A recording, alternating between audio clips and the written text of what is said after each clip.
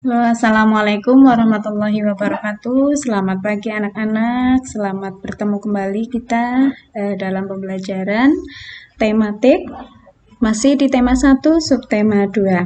Untuk hari ini kita akan mengulas kembali pembelajaran kita yang lalu, yaitu mengenai hewan sahabatku, hewan sahabatku. Ya, di sini ya, Bu Guru akan menampilkan sebuah gambar di mana gambar ini ya tentang binatang-binatang yang ada di sekitar kita. Ya, bisa kalian sebutkan ya, ada sapi, kemudian ada kambing, kemudian bebek, dan juga seperti ikan-ikan. Nah, bagi kalian yang termasuk penyayang binatang, coba kalian sebutkan apa saja manfaat hewan bagi kehidupan kita. Nah, selanjutnya, ya, kalian tahu kan ya bahwa kita tinggal di wilayah negara Asia Tenggara. Ya, Asia Tenggara ya. Nah, negara-negara di Asia Tenggara ini memiliki banyak sekali jenis hewan. Beberapa hewan diantaranya ada yang dijadikan sebagai makanan, ada sebagai simbol negara, atau juga dijadikan sekedar binatang peliharaan saja.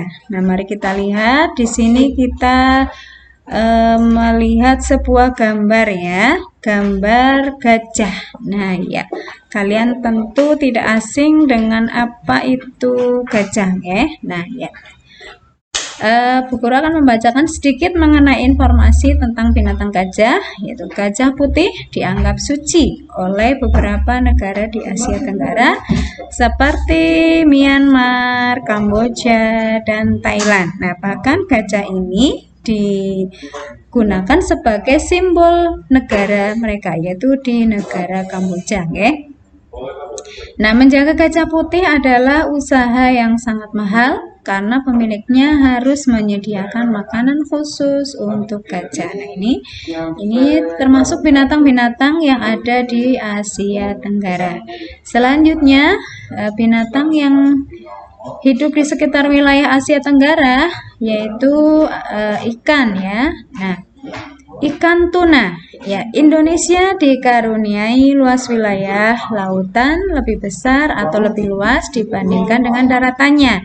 Nah, luas lautan Indonesia ini mencapai 5,8 juta kilometer persegi. Nah, di dalam lautan Indonesia ini tersimpan potensi perikanan yang sangat banyak atau yang sangat besar. Di antaranya adalah ikan tuna. Nah, tentu kalian pernah mendengar istilah ikan tuna ya. Ya, makhluk hidup yang biasa hidup di samudra luas. Ya.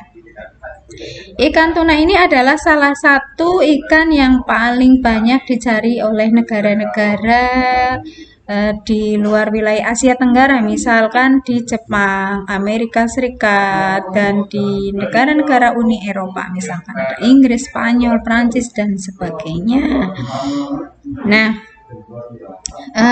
selanjutnya binatang atau hewan-hewan yang biasa hidup di wilayah Asia Tenggara adalah burung ya. Nah, burung yang hidup di negara kita diantaranya adalah burung takor. Nah, burung takor ini ya termasuk hewan yang dilindungi. Artinya tidak boleh ditangkap secara sembarangan. Nah, hewan-hewan di atas merupakan sebagian dari hewan yang hidup di Asia Tenggara. Nah, untuk menyebutkan hewan-hewan yang lain, kalian nanti bisa browsing di internet ataupun mencari informasi di buku ataupun majalah. Nah, nanti kalian sebutkan ya, ditulis di sini hewan-hewan yang hidup di wilayah Asia Tenggara selain yang tadi sudah disebutkan oleh Bu Guru. Ya, kita lanjut. Nah, Bu Guru menampilkan ada beberapa gambar ya. Amatilah gambar ya. Kemudian nanti kita akan menuju pada perkembangbiakan hewan secara generatif. Apa itu generatif? Pada pembahasan yang lalu mengenai perkembangbiakan tumbuhan secara generatif, ya, artinya secara kawin, ya, secara kawin. Nah, ini pada hewan pun sama ya. Perkembangbiakan secara generatif atau disebut dengan perkembangbiakan secara kawin itu kemarin sudah Bu Guru bahas ya, yang melalui video pembelajaran yang sudah Bu Guru share, yaitu mengenai perkembangbiakan hewan secara generatif. Nah, di sini ya ada hewan kura-kura, kemudian ada ikan, ada sapi, kemudian burung ya, burung elang, kemudian ini ada gambar buaya, kemudian ini ada gambar ayam, selanjutnya ada kucing, kemudian ular, dan satu lagi ini adalah ikan hiu. Ya, nanti kalian bisa menyebutkan cara perkembangbiakan binatang-binatang yang Bu Guru tunjukkan ini ya. Nah, selanjutnya kita akan menuju pada teks bacaan ya. Bacalah teks berikut ini ya. Setiap hewan memiliki kemampuan berkembang biak. Kalian tentu masih ingat apa itu arti dari berkembang biak. Ya, berkembang biak artinya menjadi banyak ya melalui proses perkawinan. Kalau yang disebut dengan istilah generatif berarti perkembangbiakan dilakukan dengan cara perkawinan. Dengan berkembang biak, tumbuhan, hewan, makhluk hidup ya, itu dapat melestarikan jenisnya. Jadi apabila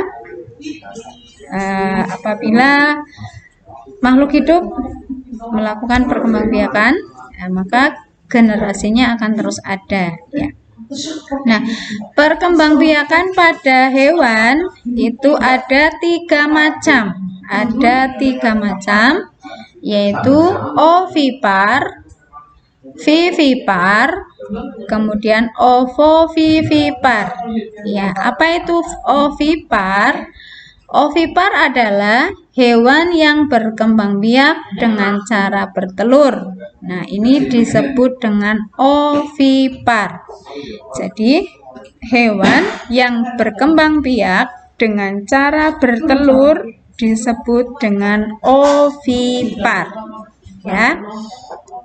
Contoh binatang yang berkembang biak secara ovipar ini ada ayam, kemudian unggas atau burung ya.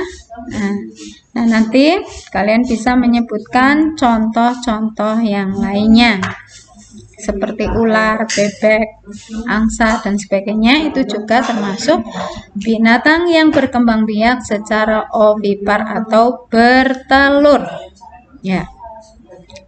Perkembangbiakan selanjutnya yaitu dengan cara vivipar. Apa itu vivipar?